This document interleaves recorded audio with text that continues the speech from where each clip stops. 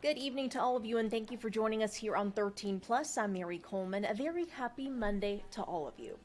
Well, some parents and researchers are concerned a reading remediation method used in schools for decades didn't work. Our national investigative team found some states have banned the teaching method, but many universities continue to teach it in their educational programs. Here's national investigative reporter Andy Pyrotti. There was no way. That's why you want. That's why. That's why. Reading No. does not come easy for Sophia Quinn. Think about that. The 14-year-old struggles with dyslexia. You in on the kidnapping too. A few years ago, her first grade teacher in Gwinnett County, Georgia, took notice and offered to help. Her teacher approached me and said, there's this wonderful program.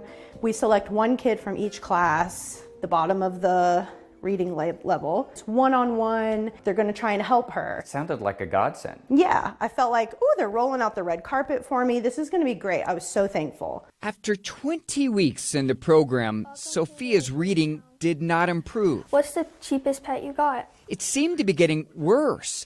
And what frustrated her mother the most, the school called her daughter a success story and suggested passing her on to the next grade. I felt like they felt I should be celebratory, like, oh my gosh, thank you. But I just didn't see any progress. She still couldn't read. So now all the alarms are going off, and I'm expressing my frustration with how are we passing her, but she can't read. A-V. This is Matthew Purcell. He was in the same reading program as Sophia. Whenever I do my best. A few months into it, his mother, Missy, noticed something strange.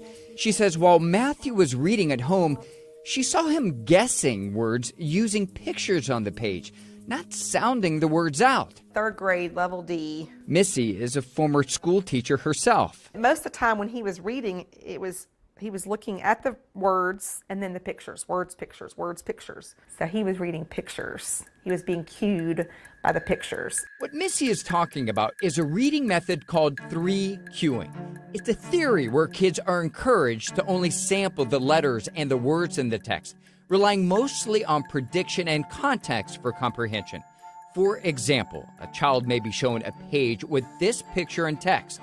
If the child can't read the word sad, they're often asked to look at the dog and ask themselves if the word they're thinking makes sense. Does it sound right? Does it look right?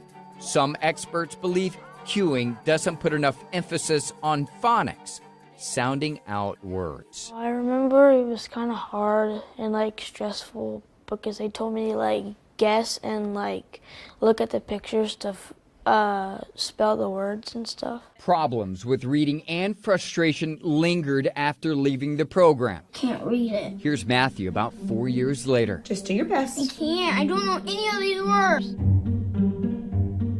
The program Matthew and Sophia were enrolled in is called Reading Recovery. It's one-on-one instruction for the lowest performing students in first grade struggling to read. Does that make sense? This is video of a reading recovery teacher in Kentucky posted on YouTube 9 years ago. The teacher repeatedly stops the child from sounding out words. Why are you doing that? Quit doing that. Quit. You can't sound out. I don't know why you started doing that. Stop doing that. Stop. Once hailed as one of the most effective intervention models used by school districts across the country for decades, Investigate TV uncovered evidence that it could be harmful to children. The findings were not in the direction that Reading Recovery expected. Henry May is a professor at the University of Delaware. Reading Recovery asked him to conduct the largest study of its program ever, tracking thousands of students in multiple states over 13 years. Last year, he published his results, showing the short-term impact to students largely positive. But then, it wasn't until we looked at the kids' outcomes years later, when they reached third and fourth grade, that we saw that the results had completely flipped, and that the differences between the students who received Reading Recovery and the comparison group that did not, the Reading Recovery kids were actually worse off. There was a negative impact of Reading Recovery. If you have something that has research that shows that it is harmful, not only just not beneficial, but harmful to children, it should be banned. While at least 19 states have banned 3Qing or walked away from reading recovery over the past few years, Investigate TV uncovered Georgia State University and other universities continue to teach it, running a training center for teachers to learn reading recovery methods to bring back to the classroom.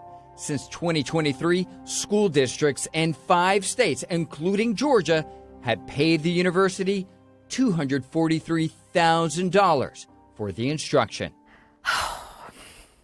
I said I wasn't going to get emotional today, but it actually literally makes me sad. If you could just walk a mile where we've been and what this does to a kid, who's going to tell their parents that those kids and those systems drew the short straw? Who's going to tell them that their school has chosen to train teachers in a method that we have evidence that shows not only does it not work, but it hurts kids? Is Georgia State University missing the boat on this? No, Georgia State's not missing the boat. Dr. Caitlin Dooley is the chair of the university's Department of Early Childhood and Elementary Education. She does not believe reading recovery harms children, pointing to previous studies that have shown positive results. It's been around for a long time. It has a strong scientific background, and so we are offering it when it's in demand. And there are still districts that are requesting that we provide that training, and we believe that it works. The Reading Recovery Council of North America, which develops the curriculum, and Dr. Dooley both tell us they consider Professor May's study flawed, pointing out that 75% of its original participants dropped out. And then there was also no evidence of what we call dosage, which is the amount of intervention that kids got. So they could have had 1 lesson with reading recovery, or they could have had 50 lessons. We don't know from the way the study was written up. Professor May says he and his team anticipated those critiques. And we actually collected and then conducted sensitivity analyses to figure out whether or not those criticisms even held water. And it turned out that they don't. That no matter how we analyze the data, and no matter what other data we bring to bear, there is no denying that we see a negative impact of reading recovery. And the only explanation that I think is plausible is that reading recovery actually does harm students. The criticism of Georgia State University doesn't stop with its Reading Recovery Training Center. A national education policy group says there are flaws with its elementary bachelor program, which prepares future teachers for the classroom. Last year, the National Council on Teacher Quality published this report after researching ways future teachers were trained in reading instruction. It gave 191 college programs in 44 states a failing grade. Georgia State University is one of them, in part because it found evidence of 3Qing and other methods it calls contrary practices in its course syllabi. Heather Pesky is the organization's president. And the reason that we call them contrary practices, Andy, is because they run counter to the science. So these are instructional techniques that have actually been debunked by the science. Techniques that, in fact, are not good for kids in learning to read. And the consequences to students is? The consequence to students is it wastes their time. It can be harmful to them in learning to read. And ultimately, it means that the teachers aren't successful. And that's a big part of the reason why in Georgia right now, only 1 in 3 fourth graders is reading proficiently. Yeah, we don't put a lot of stock into the NCTQ report. Why? We think it's a very incomplete and inaccurate way of looking at the quality of our instruction. They have historically been a gotcha organization, and we believe that the quality of our instruction is very good. While Dr. Dooley says GSU doesn't teach the 3Qing method, she also claims she's not sure what it is. I guess I'm just surprised that you don't know what 3Qing is, and states have banned it across the country. I would say that it's because the term itself has been morphed into something that has no basis in the scientific research. When I see headlines like that, I think you're banning pretty much everything. Are we saying that kids shouldn't have pictures in their books? It doesn't make any sense. I'm trying to get to the bottom. Education systems in Georgia and across the country undergoing a reading reset of their curriculum. Why does all of this matter? We've got children across the state who are products of a failed intervention. While some institutions hold on to long-time controversial teaching practices. The reading recovery community has taken our results and simply dismissed them. And they have elected not to change and improve their program. And that to me is really disappointing. You can't change what you don't know, but now that you do know, let's change and do what's best. Just do the right thing. Like, these are kids.